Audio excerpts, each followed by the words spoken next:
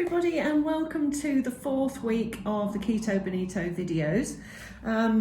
As always, I'm going to be looking off to the side because I've got a long old list of what needs to be talked about today. So this week we are talking about prolonged fasting with ease. So we're now moving into the territory of making sure that we fast for a little bit longer whilst we're into our keto. And fasting is basically when we go without foods for a longer period of time. That's the basic general description of it. And it's usually a prolonged fast is classed as being over a day. So certainly more than 24 hours. And obviously if you're doing a 24-hour fast every day, then that's called 1 meal a day or OMAD. And some people can get by with just doing 1 meal a day, and that's fine. But if you want to delve into a longer fast, then this is the video for you. So there are a few ways to help, because sometimes this can seem like a little bit of a daunting endeavour. But the rewards are absolutely incredible. Just wait until you get to the end of the video, because you'll see that there is physical and emotional and mental health issues that can really be helped by doing a prolonged fast.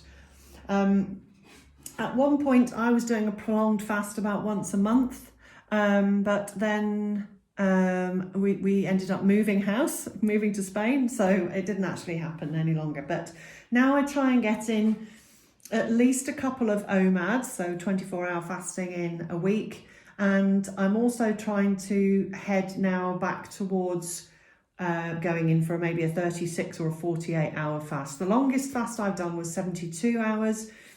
I would have liked to have gone for 96, but unfortunately I wimped out. I just couldn't do it anymore. So I wanted to sort of take my experience and just help you out if you wanted to go for a longer fast. So a good way to do it is to sort of set a date and go, right, I'm going to do this week or this month or whenever. And then once you've got that date, you can then sort of like work your way up to it. So you can elongate your fast. So if you're doing 16-8, then you can start doing 17-7 or 18-6. And then gradually as you go, even if you wanted to do it for a week of staying at 18-6, for example, and then maybe next week you could go 19-5 and then 24, and then just literally make it through 1 week doing that, and then you actually get quite used to it quite quickly, I will tell you. So, and then eventually you can get to an OMAD, and you can be doing OMAD for like a week or so, and then your body is set up and ready for what's coming. This can really help. I have known people who've just dived into longer fasting and they've managed perfectly fine, but I do think that it's better to actually just slowly get yourself used to it. Do you know what I mean? So being aware of your body and how it's coping with less food is always a crucial factor. So maybe if you can start doing things like journaling. I don't necessarily mean dear diary, today I was starving for the whole day. I just mean this is when I was hungry, what time it was and what you did, and maybe use some of the tools in this video that can actually help you out. So if you're starting, a 36 or a 48-hour fast is usually a good one to start with. Don't rush straight into a 96-hour fast because you're kind of setting yourself up for a bit of a fall potentially, as most people will struggle with it the first time they try. So the best thing to do with a 36 or a 48-hour fast before you actually start, then make sure that you eat the last meal that you're having before you start your fast in the middle of the day. So this means that if you're doing a 48-hour fast, then you'll have 2 sleeps. And that is on average around about 8 hours, 7 to 8 hours of sleep, or at least that amount of time in bed resting. Where that's 16 hours out of your 48-hour fast where you're not even having to worry about it. So that's brilliant. Take as many times as you can being asleep. Fantastic. And also 36-hour fast, if you're going to do that, do it in the middle of the day. So at least you'll have one day where you're actually asleep. And it's normally at the beginning. So you've done your middle of the day, last meal, and then you just skip dinner, and then you go to bed, and then You wake up and you're sort of refreshed and a little bit more alive and ready to fight and get through your fast, which is brilliant. So when hunger does strike, it doesn't last for long. That's what we have to remember. The hunger hormone only really has power to be making you think you're hungry for about 20 to 30 minutes at the most.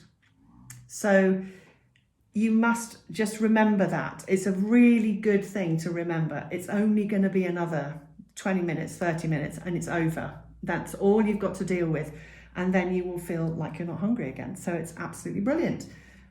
Really good. So you just drink lots of water and just keep yourself occupied. So that's much, much easier to deal with once you know that the actual physiology of it is only 20 to 30 minutes. So there we are. Make sure before you start as well that everyone in your circle, whether you are living with people or you work with people, that they all know what you're doing, so that you can avoid people either offering you food or suggesting you go out for a meal or whatever, because and let them know that there will be times when you might feel a bit hungry and maybe even struggling a little bit. And what you need is their support, because obviously the people around you, what you need most of all is support, which is fantastic. I'm very lucky. I've got a very supportive husband who tends to fast with me, and then we'll just carry on. So I'll be finished at 72 hours, and then he'll be like, "Oh, I'll do another day." It's quite funny. He's really good at it, so he's got much more willpower than I have. But so here we go. Let's find out what we can do to override hunger in your first fast. So drinking water or herbal tea, depending on what your fast is. If you just want to do pure water fast, then that's fine. I do find, especially if it's in the cooler months, that I like to be able to have a warmer drink. So I will actually put some herbal tea in, and just as long as you make sure there's no honey or no sugars in there, it's just herbal tea, like a peppermint or a green tea. That's not going to break your fast, because this is what we're worried about. We don't want to break your fast, so that you get the maximum benefits out of your fasting. So if you're slightly concerned, then just go for warm water if you're preferring to have a nice warm drink. This fills the stomach for a little while and actually tricks the body into thinking it's had a small meal, and then reduces that hunger hormone down for a bit. I know people who have just drank gallons and gallons and gallons of water because they feel so hungry. But here's the next trick, because you need to keep yourself busy in some way. If you've got a day off and you're doing this, it makes it so much more difficult. I find it much easier to fast when I am working, because I'm just getting on with stuff. For example, today I'm making this video at 2:00 in the afternoon. I haven't eaten a thing yet today, so how good is that? I haven't even thought about it until we started talking about fasting. So keep the hands busy is a good trick. Knitting, cleaning, play a computer game, read, go and see somebody, go and see a friend. It's very much like keeping your hands occupied like you do when you quit smoking. So very much the same sort of thing. You can exercise when you are fasting. In fact, the exercise will be more beneficial to you. You will burn more fat. You will get rid of more glucose that's roaming around in your body. So exercising is a great way to just get out and do something different. And of course, you're actually away from your usual routines as well. And you're away from your kitchen, which I always think is the best thing to do. Move away from the kitchen. So if you can get outside into nature, this is very calming for the mind, and actually all walking helps to reduce fat. So brilliant. A steady walk or a swim maybe, if you're heading into the summer months, or if not, then you can head for a swimming pool and just have a quick swim. It's lovely. A nice gentle swim takes you out of your routine and just helps to keep your mind off it.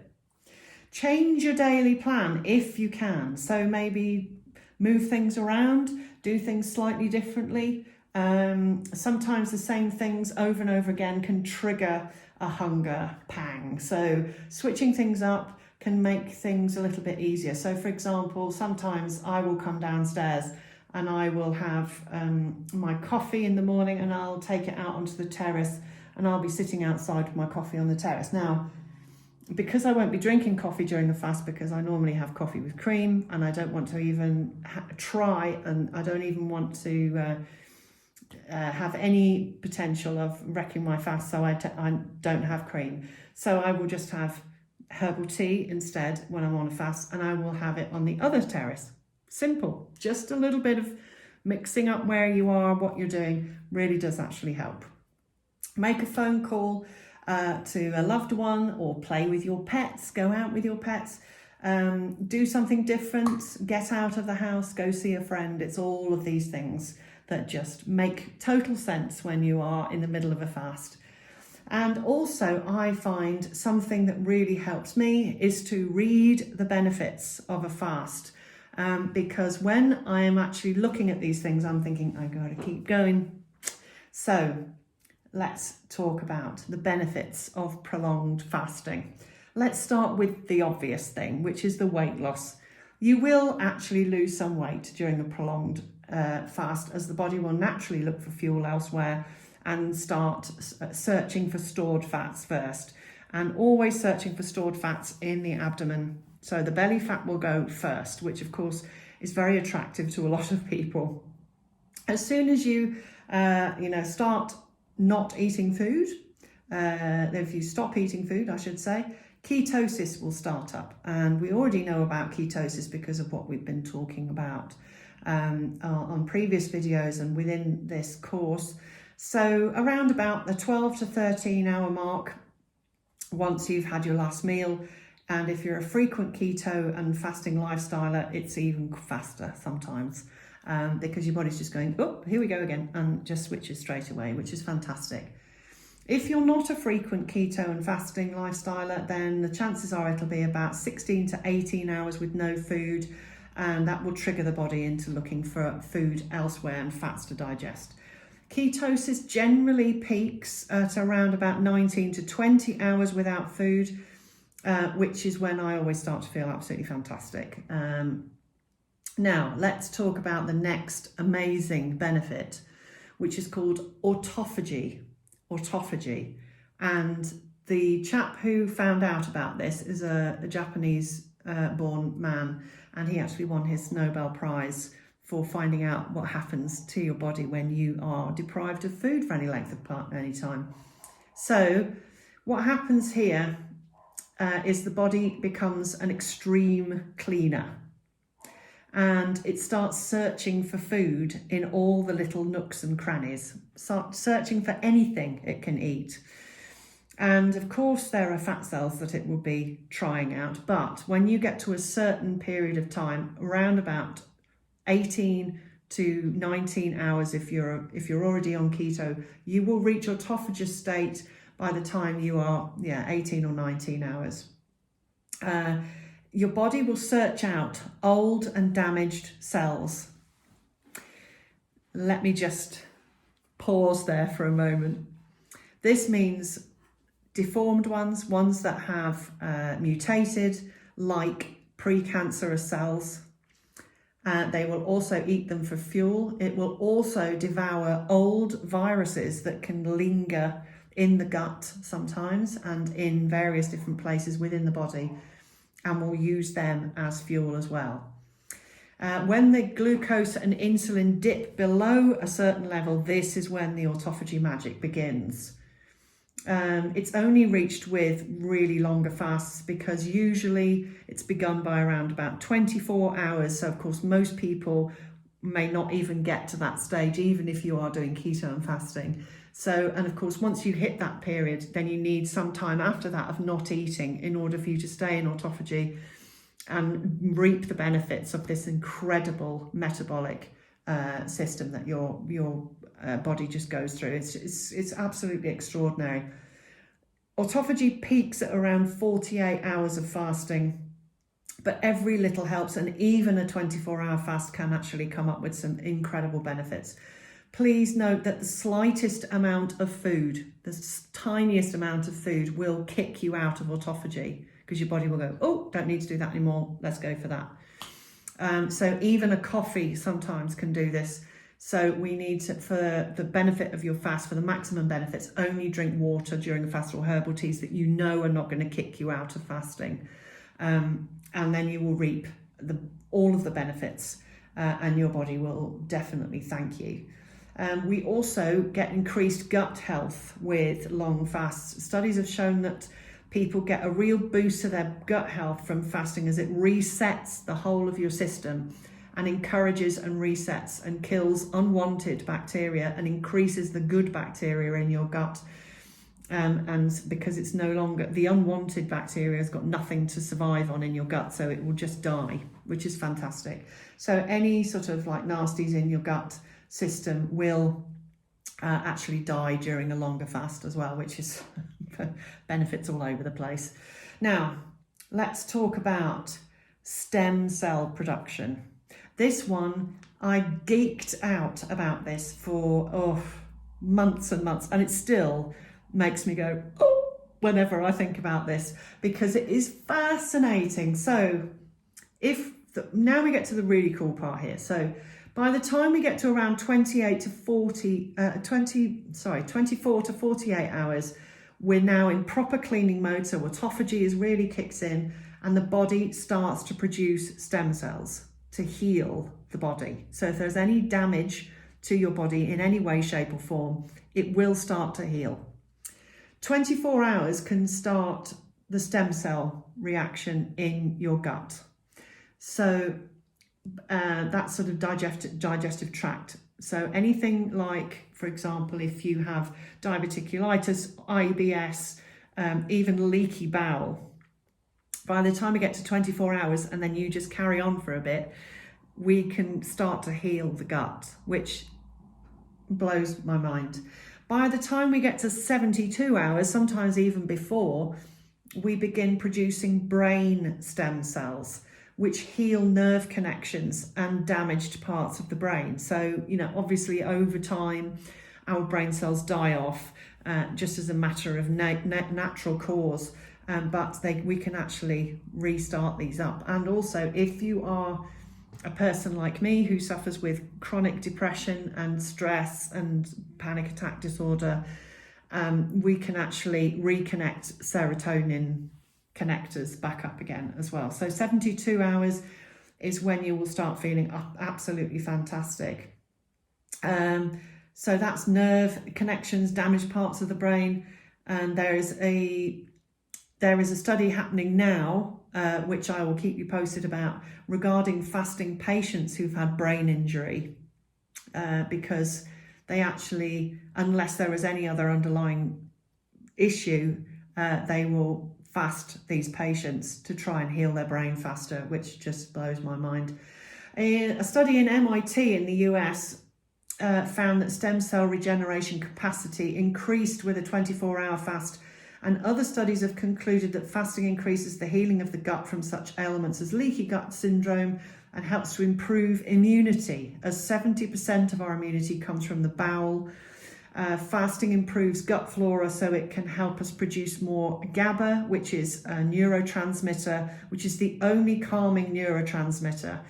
But it also increases serotonin and dopamine, which are key to mental health and feeling calm and content. Those three together, which are increased with a prolonged fast, is always fantastic. And of course, on a physical level, with the digestive system getting a lovely rest, also the pancreas gets a break and from producing insulin, which also helps with GABA production as well, because insulin actually kills off GABA production. So if you're eating too many carbohydrates, producing too much insulin, your GABA neurotransmitter goes down and you tend to be more stressed. And of course, more stress, more cortisol, more fat retention.